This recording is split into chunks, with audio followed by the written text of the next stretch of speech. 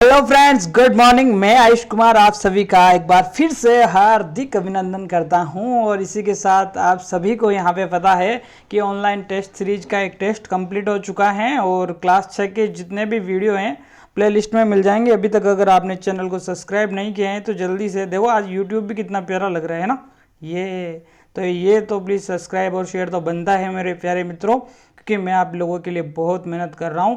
तो प्लीज़ अपने मित्रों के साथ शेयर ज़रूर कीजिएगा। इतना सा काम तो आप मेरे लिए कर ही सकते हैं, ताकि क्या है मुझे भी क्या है पॉजिटिव थोड़ा मोटिवेशन मिल जाए, है ना। तो मैं आप लोगों के लिए और ज़्यादा मेहनत करूँ, आप लोगों के लिए और ज़्यादा कंटेंट जो है अवेलेबल करवा सकूँ।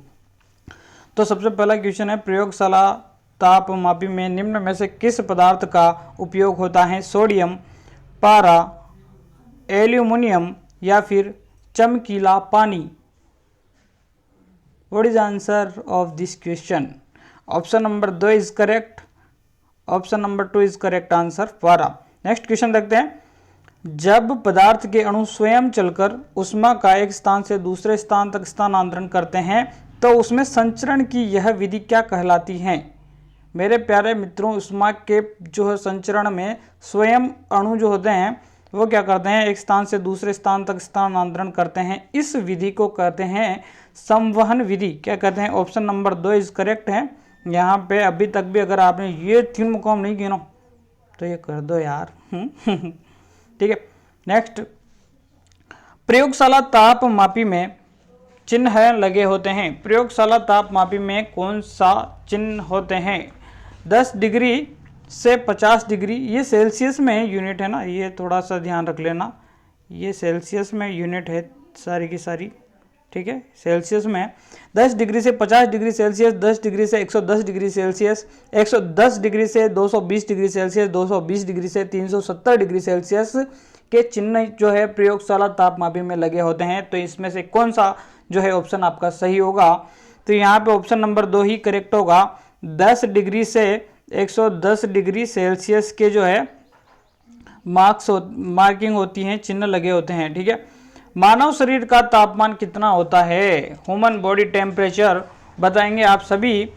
37 डिग्री सेंटीग्रेड, 98.6 डिग्री फ़ारेनहाइट और उपयुक्त दोनों कथन सही है या फिर नन?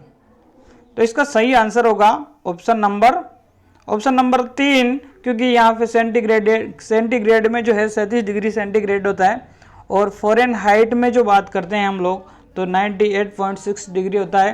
तो यहाँ पे उपयुक्त तो दोनों कथन सही है। Option number 3 is correct answer. Next question देखते हैं, डॉक्टर थर्मामीटर की फ्रास होती है। डॉक्टरी थर्मामीटर की फ्रास क्या होती है? 0 डिग्री सेल्सियस से 45 डिग्री सेल्सियस, 35 डिग्री सेल्सियस से 42 डिग्री सेल्सियस, 32 डिग्री सेल्सियस से 42 डिग्री सेल्सियस या फिर सारे ही कथन सत्य हैं? तो मेरे प्यारे मित्रों, यहाँ पे 35 डिग्री सेल्सियस से 42 डिग्री सेल्सियस होती है। तो यह ऑप्शन नंबर 2 में है, तो ये करेक्ट आंसर हो जाएगा, ठीक है। नेक्स्ट क्वेश्चन देखते हैं, डॉक्टरी थर्मामीटर में फ़ारेनहाइट पैमाने पर फ्रास बतानी है अब आपको, ठीक है। क्वेश्चन बहुत ही प्यारे प्यारे हैं, मतलब आज तो क्या बात है। 98 से 100 फ़ारेनहाइट, 94 से 100 फ़ारेनहाइट, 37 से 98 फ़ारेनहाइट या फिर 94 से 108 फ़ारेनहाइट? बताइएगा मेरे प्यारे मित्रों। इसका सही आंसर है ऑप्शन नंबर 4, 94 से 108 फ़ारेनहाइट होते हैं। इसी के साथ नेक्स्ट क्वेश्चन देखते हैं, निम्न में से सत्य कथन बताना है। उष्मा का प्रवाह जो होता है अधिक ताप वाली वस्तु से कम ताप की ओर प्रस्तुत होता है। जो वस्तु उष्मा त्याग करती है उसका ताप क्रम कम हो जाता है। जो वस्तु उष्मा ग्रहण करती है उसका ताप बढ़ जाता है। ठंडी और गर्म वस्तुओं में उष्मा का आदान प्रदान होता है जब तक होता है कि दोनों वस्तुओं के ताप समान नहीं हो जाते। तो उपयुक्त सभी यहाँ पे सही आंसर है कि बिल्कुल ये सारी की सारी बातें जो हैं सच हैं, हम सच ही बोलते हैं वैसे। निम्न में से उष्मा स्थानांतरण की विधि है चालन, संवहन, विकिरण या फिर उपयुक्त सभी? तो मेरे मित्रों, ये तीनों की तीनों जो विधियां हैं ये उष्मा स्थानांतरण की विधियां है। नेक्स्ट क्वेश्चन देखते हैं, ठोसों में उष्मा का स्थानांतरण होता है चालन द्वारा, संवहन द्वारा, विकिरण द्वारा या फिर उपयुक्त सभी।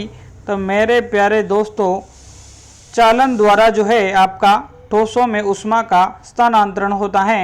इसी के साथ नेक्स्ट क्वेश्चन पर बढ़ते हैं हम लोग। निम्न में से ऊष्मा का चालक नहीं है। एल्यूमिनियम, लोहा, तांबा, एबोनाइट। तो एल्यूमिनियम है बिल्कुल, तांबा भी है, लोहा भी है। एबोनाइट जो है ऊष्मा का चालक नहीं है, यह ऊष्मा का कुचालक होता है। तो option number 4 is correct answer. Next question देखते हैं। निम्न में से संवहन का उपयोग होता है। संवातन, चिमनियों में, महासागरीय धारा में, पवन का चलना या फिर उपयुक्त सभी। तो दोस्तों उपयुक्त सभी कथन यहाँ पे सही है, संवहन का उपयोग होता है इनमें। निम्न में से सत्य कथन है। समुद्र से सत्य कथन बताना है। समुद्र से वायु स्थल की ओर बहती हैं, हवाएं थल समीर कहलाती है। स्थल से समुद्र की ओर बहने वाली हवाएं जो है आपकी समुद्र समीर कहलाती हैं। दोनों कथन सत्य हैं या फिर दोनों के ही दोनों कथन जो है गलत है, असत्य हैं। बताइए दोस्तों, बिल्कुल सोच के स्टार लगा देता हूं मैं यहाँ पे, बताओ। तो समुद्र से वायु की ओर बहने वाली हवाएं जो है थल समीर नहीं कहलाती हैं, वो कहलाती है आपकी समुद्र समीर, ठीक है। और ये जो है ये कहलाती है आपकी थल समीर। तो दोनों ही कथन असत्य हैं। ऑप्शन नंबर 4 सही है। नेक्स्ट क्वेश्चन है। किसी वस्तु की उष्णता को कहते हैं दाब, बल, गति और ताप। बताइए ऑप्शन नंबर 4 सही है। ताप कहते हैं, क्या ताप कहते हैं।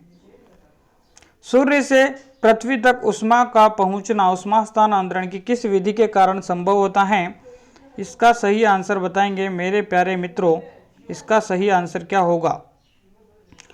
तो आप सभी को पता है विकिरण द्वारा जो है सूर्य से पृथ्वी तक ऊष्मा पहुंचती है, ठीक है। नेक्स्ट क्वेश्चन देखते हैं। जब हम हीटर या अंगीठी के सामने बैठे होते हैं तो हमें ऊष्मा प्राप्त होती है। संवहन के द्वारा, चालन के द्वारा, विकिरण के द्वारा या फिर कुछ नहीं बताइएगा। तो इसमें भी बिल्कुल विकिरण के द्वारा ही हमें ऊष्मा प्राप्त होती है। जब हम किसी हीटर या अंगीठी के पास बैठे होते हैं तो ऊष्मा जो हम प्राप्त करते हैं वो होती है विकिरण के द्वारा। अभी तक भी लाइक, शेयर, सब्सक्राइब नहीं किया है तो प्लीज़ सबसे पहले शेयर जरूर कर दिया करें अपने मित्रों के साथ, ताकि सभी को पता चले कि क्या चल रहा है ना। जब वस्तु पर विकिरण गिरते हैं तो निम्न में से कौन सी क्रिया संभव होती हैं। विकिरण गिरने पर कौन सी क्रिया संभव होती हैं। जब किसी वस्तु पर विकिरण गिरती है तो परावर्तन, अवशोषण, पारगमन, उपयुक्त सभी के सभी जो है क्रिया यहाँ पे संभव होती है। ऊष्मा विकिरण एक प्रकार की तरंगों जिन्हें कहते हैं द्वारा होता है। अल्फा किरण, बीटा किरण, अवरक्त किरण या फिर एक्स किरण। तो मेरे प्यारे मित्रों ये होती हैं भैया अवरक्त किरणों के कारण, ठीक है। अवरक्त किरण कहते हैं जिसके द्वारा होती है।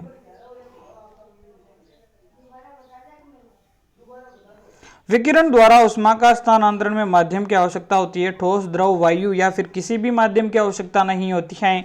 इसका सही आंसर बताइएगा जरूर, स्टार लगा दिया जाता है यहाँ पे। तो इसका ऑप्शन नंबर 4 सही होता है, क्योंकि विकिरण द्वारा जब ऊष्मा स्थानांतरण होता है उसे किसी भी माध्यम की आवश्यकता नहीं होती है। निम्न में से सत्य कथन है। ऊष्मा एक प्रकार की ऊर्जा है। बिल्कुल भाई, एनर्जी ऊष्मा है, बिल्कुल ठीक है। उच्च ताप से निम्न ताप की ओर स्थानांतरित होती है, ठीक है भाई। दोनों ही कथन सत्य हैं यहाँ पे, और केवल एक कथन सत्य होता तो ऑप्शन नंबर 1 ही राइट हो जाता, ठीक है। तो ऑप्शन नंबर 3 सही होगा। नेक्स्ट क्वेश्चन है, लास्ट क्वेश्चन है आज का। जल से भरे पात्र के नीचे से गर्म करने पर जल के कणों का ऊपर की ओर गति करना कहलाता है। उदाहरण है विकिरण का, चालन का, संवहन का या फिर उपयुक्त सभी का। इस आंसर से पहले मेरे प्यारे मित्रों इसको ज़्यादा से ज़्यादा शेयर कर दीजिएगा, और अगर आप चैनल पर नए हैं तो इसे लाइक, शेयर जरूर कर दीजिएगा, और चैनल को सब्सक्राइब जरूर कर दीजिएगा, ताकि जो है कंटेंट आपको मिलता रहेगा, नोटिफिकेशन मिलता रहेगा, ठीक है।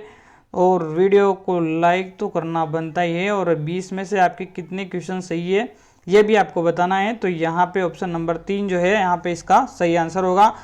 बहुत बहुत धन्यवाद, बहुत बहुत आभार। शुभ दिन, जय श्री राम।